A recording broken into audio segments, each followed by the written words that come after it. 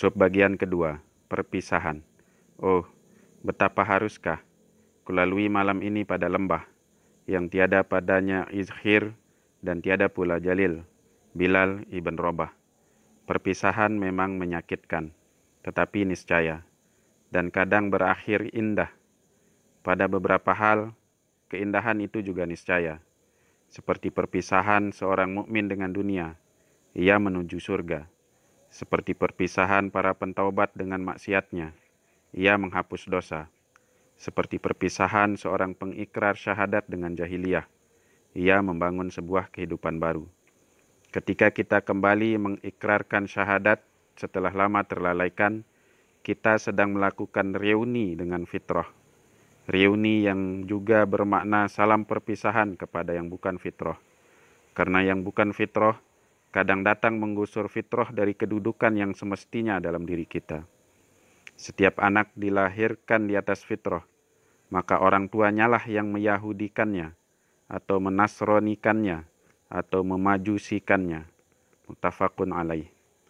Katakan, wada'an, selamat tinggal dunia kelam. Wada'an, selamat tinggal belenggu muram. Perpisahan, inilah titik perpisahan. Dan di balik perpisahan itu ada makna-makna yang mungkin bisa kita telaah, tentu untuk memperteguh syahadat kita. Allah meneguhkan orang-orang yang beriman dengan ucapan yang kukuh itu di kehidupan dunia dan akhirat. Al-Quran, Surat Ibrahim, ayat 27. Pertama, berpisah artinya berlepas diri. Saudaraku, kemerdekaan ini menuntut sebuah proklamasi, bahwa kita telah melepaskan diri dari semua intervensi, tekanan, dan kekangan oleh semua bentuk jahiliyah dan musuh fitrah. Ibrahim Khalilur Rahman bersama kumpulannya memberi contoh bagaimana sebuah proklamasi untuk berlepas diri dibangun dengan gagah dan kokoh.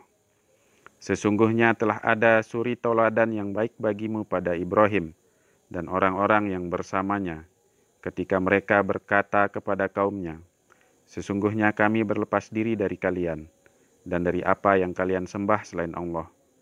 Kami ingkari kekafiran kalian, dan telah nyata antara kami dan kalian permusuhan dan kebencian buat selama-lamanya, sampai kalian beriman kepada Allah saja.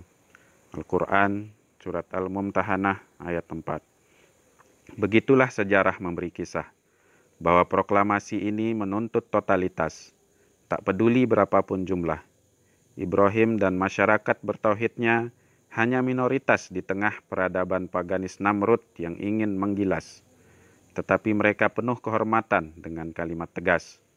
Para pemuda Ashabul Kahfi pun menjadi gambaran lain, bahwa proklamasi ini tidak mengikat mereka dalam sekat kewilayahan, tapi berlepas diri adalah niscaya untuk menegakkan fitrah dimanapun, walau hanya di dalam sebuah gua terpencil. Dan kami telah meneguhkan hati mereka di waktu mereka berdiri di hadapan Raja Dkianus, lalu mereka berkata, Rob kami adalah Rob langit dan bumi. Kami sekali-kali tidak mendoa yang selain dia. Sesungguhnya kami, kalau demikian telah mengucapkan perkataan yang amat jauh dari kebenaran. Kaum kami ini telah menjadikan selain dia sebagai sesembahan-sesembahan. Al-Quran, Surat Al-Kahfi, ayat 14-15. Dan apabila kalian meninggalkan mereka, dan apa yang mereka sembah selain Allah, maka carilah tempat berlindung ke dalam gua itu. Niscaya Rob kalian akan melimpahkan sebagian rahmatnya kepada kalian, dan menyediakan sesuatu yang berguna bagi kalian dalam urusan kalian. Al-Quran, Surat Al-Kahfi, ayat 16. Berlepas diri adalah sebuah kemuliaan. Ketidaktergantungan kepada musuh fitrah dan jahiliyah membangun set psikologis yang penuh percaya diri, sejajar, bahkan unggul di hadapan tiran jahiliyah yang lacut. Adalah Utsman ibn Maz'un ketika terjadi penyiksaan atas kaum mukminin oleh para pemuka Quraisy, berada dalam lindungan pamannya Al-Walid ibn Al-Mughirah, seorang pemuka kafir. Dengan segera ia umumkan bahwa ia melepaskan diri dari perlindungan tokoh musyrik paling disegani di seantero Mekah itu. Lalu hari itu pun tiba, saat Allah mengujinya. Di Ka'bah, didapatinya Lubaid bersyair, "Ketahuilah, segala sesuatu selain Allah adalah batil." Utsman segera merdeka. Utsman dengan merdeka berkomentar di majelis bangsawan itu, "Engkau benar." Lubaid melanjutkan, "Dan segala kenikmatan pasti sirna." "Dusta, nikmat surga itu kekal," kata Utsman. Mendengar itu Lubaid berteriak, "Wahai Quraisy, sejak kapan orang-orang bodoh berani mengganggu majelis kalian? Bangkitlah semua orang untuk memukuli Utsman, mengerubutinya sampai salah satu matanya nyaris remuk." Kata Walid, "Kalau saja kau mau kulindungi, mata itu tak akan cedera." Tetapi Utsman begitu santai berkata, "Bahkan mata sebelahnya iri untuk mendapat luka yang sama." Begitulah sampai seorang budak seperti Bilal menemukan nikmat kemerdekaan di hadapan tuannya, ketika dengan bebas ia berproklamasi, "Ahad, Ahad, Ahad." Tentu di tengah cambukan, di tengah tindihan batu, di atas pasir membara, tetapi merdeka. Ahad, Ahad, Ahad. Kedua, berpisah artinya ujian cinta. Dengarlah cerita dari para mu'alaf sejati, kisah-kisah tentang ujian. Dengarlah dari mereka yang diusir dari rumahnya. Dengarlah mereka yang berpisah dengan orang-orang tercinta. Dengarlah mereka yang dari kemewahan diusir menuju kefakiran demi ridho Allah. Dengarlah kisah-kisah itu, agar Allah memahamkan kita akan ayatnya yang mulia. Kalian sungguh-sungguh akan diuji terhadap harta dan diri kalian. Dan kalian sungguh-sungguh akan mendengar dari orang-orang yang diberi kitab sebelum kalian dan orang-orang musyrik, gangguan yang banyak lagi menyakitkan hati. Al-Quran, Surat Ali Imran, ayat 186. Nilai mulia seorang pengikrar bukan terletak pada lengkingan suara tenornya meneriakkan sebuah slogan, "Demi Allah, Sang Pemilik kemuliaan yang berhak untuk menguji, menyeleksi, dan menetapkan gelar mukmin bagi siapapun yang dikehendakinya." Ketika pengikrar ini menyatakan berpisah dengan jahiliyah dan musuh fitrah, disinilah sebuah titik tolak dipancangkan, bahwa ia siap menerima ujian untuk melengkapi syarat kelulusannya sebagai mukmin. Apakah manusia mengira mereka akan dibiarkan saja setelah mengatakan kami telah beriman, padahal mereka belum diuji? Dan sesungguhnya kami telah menguji orang-orang yang sebelum mereka, maka sesungguhnya Allah mengetahui orang-orang yang benar, dan sesungguhnya Dia mengetahui orang-orang yang dusta. Al-Quran, Surat Al-Ankabut, ayat 2-3. Keluarga Yasir yang dijanjikan surga menjadi kronik yang menyejarah tentang beratnya ujian di saat harus berpisah dengan jahiliyah. Bilal adalah sosok lain.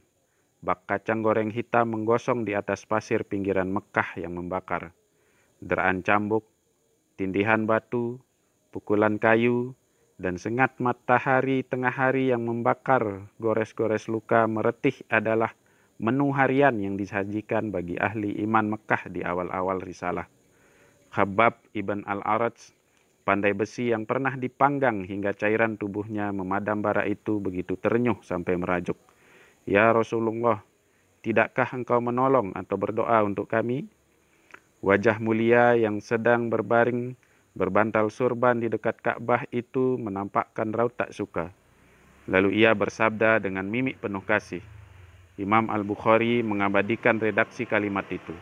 Ini dia. "Orang-orang sebelum kalian ada yang disiksa dengan digalikan tanah, lalu ia ditanam di situ hidup-hidup. Kemudian dibawakan gergaji, lalu gergaji itu diletakkan di atas kepalanya. Kemudian dia dibelah menjadi dua dan disisir dengan sikat besi hingga tinggal kulit dan tulangnya.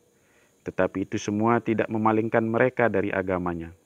Demi zat yang jiwaku di tangannya, Allah akan menyempurnakan urusan ini sampai seorang penunggang berjalan sendirian dari San'a ke Hadramaut dan tiada yang ditakutinya kecuali Allah, dan tidak takut serigala akan memakan kambingnya. Tapi tampaknya kalian tergesa-gesa. Ini tak sekedar kesengsaraan. Ini bukan hanya kenestapaan. Terjelaslah, ia dan orang-orang yang bersamanya sedang meniti jalan cerita yang disusun Sang Maha Pencipta.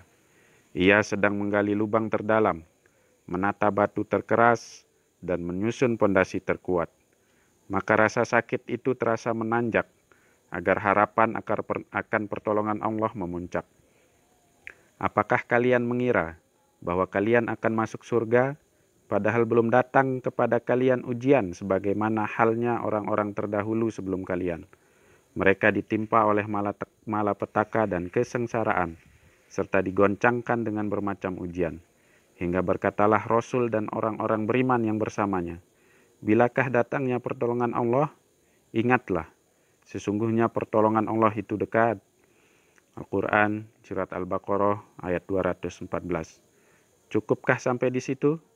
Tidak.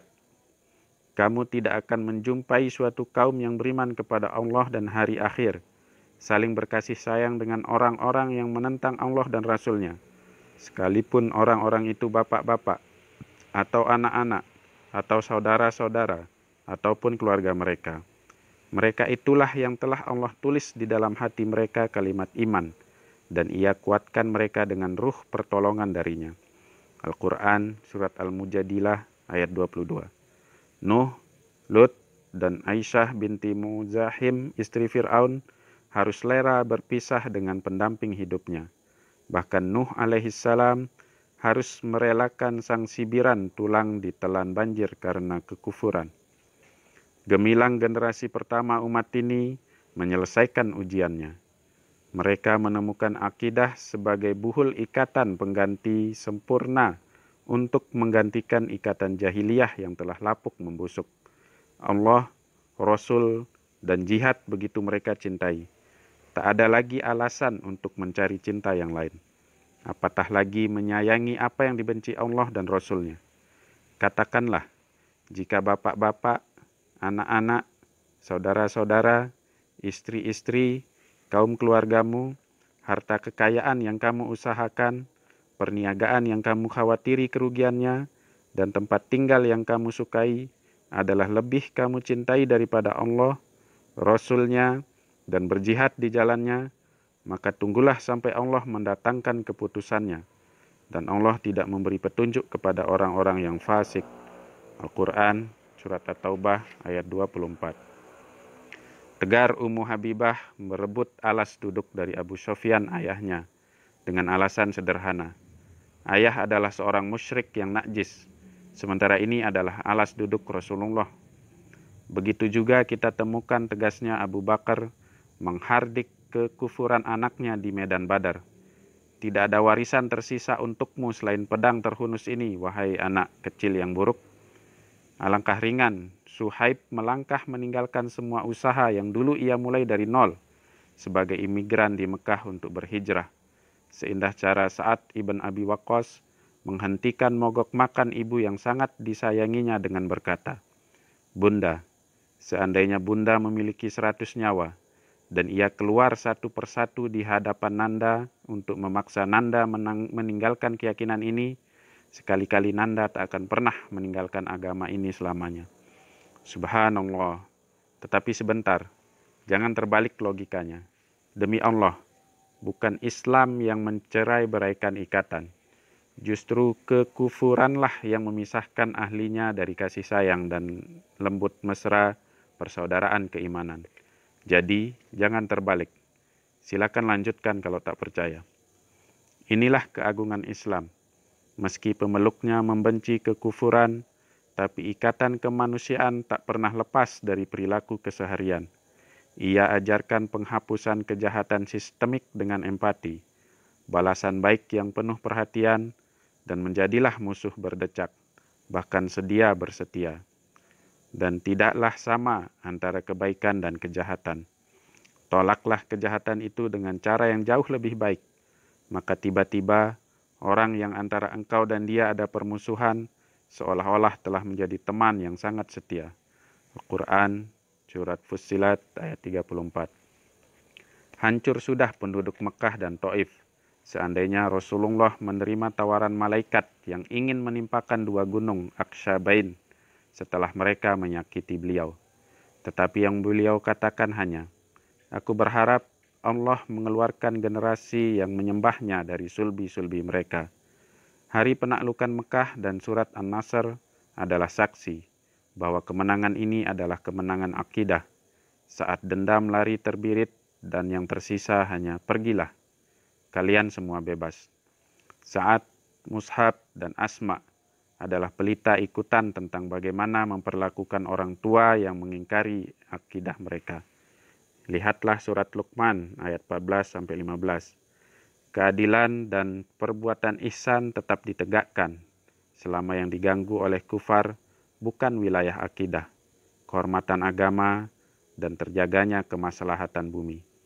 Allah tiada melarang kalian untuk berbuat baik dan berlaku adil terhadap orang yang tidak mengusir kalian karena alasan agama, dan tidak pula mengusir kalian dari negeri kalian. Sesungguhnya Allah menyukai orang yang berbuat adil. Al-Quran, Surat Al-Mumtahanah, ayat 8.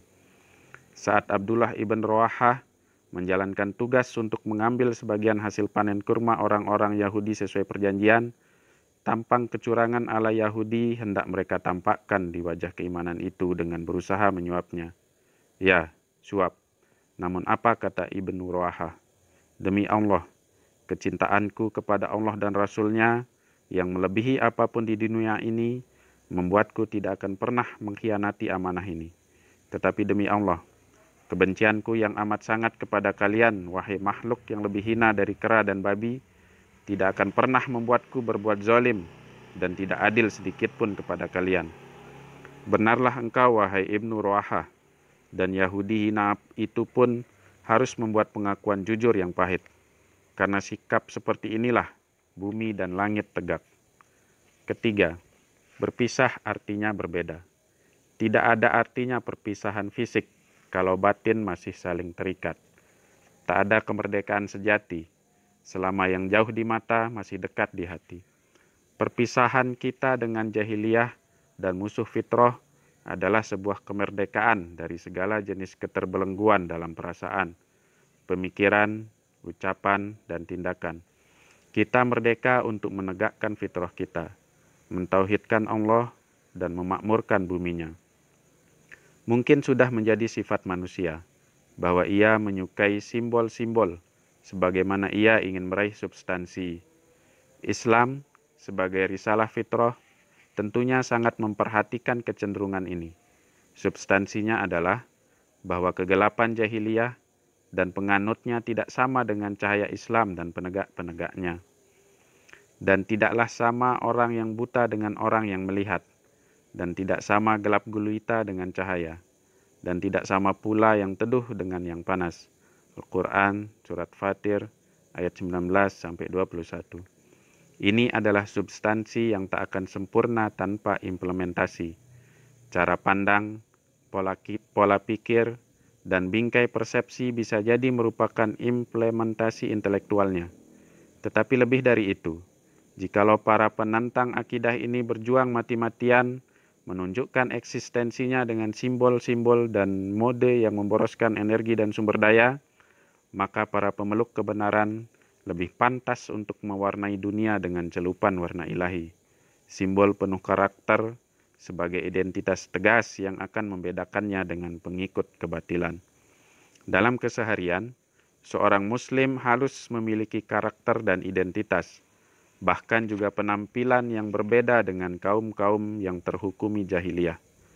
Bukan karena Islam bersifat eksklusif dan elitis, tetapi Islam adalah sistem menyeluruh yang ingin menjadikan revolusi diri para pemeluknya kafah. Ada jaminan perlindungan, kebanggaan identitas, dan keterakuan bagi yang baru memasuki. Ada ketertarikan atas keunikannya bagi orang yang terpesona. Baguskanlah pakaian-pakaianmu, dan baguskanlah kendaraan-kendaraanmu, agar kamu menjadi ibarat tahi lalat di tengah-tengah manusia. Hadis riwayat Al-Hakim dari Sahal ibn Ar-Rabi. Hal-hal sepele menjadi perhatian untuk menegakkan identitas keislaman. Sampai pernah Rasulullah mengubah belahan sisiran rambutnya agar berbeda dengan Yahudi dan Nasrani. Janggut seorang lelaki muslim disunahkan untuk dirawat, sedang kumisnya dicukur. untuk membedakannya dengan pemuka Nasrani yang klimis atau Majusi yang berkumis lebar. Bahkan sampai soal warna rambut pun ada arahan dari sang uswah untuk pengikutnya. Sesungguhnya Yahudi dan Nasrani tidak menyemir rambut mereka, maka kamu harus menyelisihi mereka. Muttafaqun alaih dari Abu Hurairah. Kamu harus menyelisihi mereka. Ketika melihat Yahudi suka menumpuk sampah di halaman rumah, maka seorang Muslim dianjurkan untuk berbeda. Bahkan perbedaan ciri sosial ini dikaitkan dengan sifat Allah Subhanahu wa Ta'ala. Sesungguhnya Allah itu thayyib dan menyukai yang thayyib, bersih dan menyukai yang bersih, mulia dan menyukai kemuliaan, dermawan dan menyukai kedermawanan. Maka bersihkanlah rumahmu dan jangan meniru-niru orang Yahudi. Mengapa kita harus selalu berbeda penampilan dengan orang kafir? Bukankah yang penting substansi, bukan simbol? Saudaraku, bila penampilan identik, tak ada bedanya, maka keterpautan hati lebih mudah menjangkit. Seperti dua orang dengan ciri khas budayanya yang bertemu di rantau. Jadilah itu kedekatan, lalu percampuran pola pikir dan pola tindak. Manusia itu kondisinya hanya dua, mempengaruhi dan dipengaruhi. Dan alangkah rugi jika pola pikir kita saat menerima apa-apa yang datang dari Allah telah tercampur dengan pola pikir materialisme, kebendaan, atau sekularisme. Kata Sayyid Qutb, di balik perbedaan zahir selalu ada perasaan batin yang membedakan satu konsepsi dengan konsepsi lain, sistem kehidupan dengan sistem kehidupan lain, dan ciri khas suatu kelompok manusia dengan kelompok manusia lain. Ini bukan fanatisme tanpa makna, tetapi merupakan pandangan yang mendalam kepada apa yang ada di balik bentuk lahiriah seseorang. Setiap orang kafir, kata Ibnu Taimiyah, akan gembira jika tata cara dan seleranya diikuti. Mereka akan bangga, dan kebanggaan itu akan terbawa dalam pola pikir, konsep hidup, dan cara pandangnya terhadap segala sesuatu. Kalau itu terjadi, alangkah kasihan mereka, karena mereka akan bangga selalu berada dalam kesesatan. Mengapa harus berbeda? Berbeda dan berbeda, agar orang yang telah mereguk manisnya iman tidak kembali termasuk ke dalam golongan-golongan jahiliyah yang hina, hanya karena masalah-masalah sepele semacam penampilan. Barang siapa menyerupai suatu kaum, maka dia termasuk golongan mereka. Hadis riwayat Abu Daud.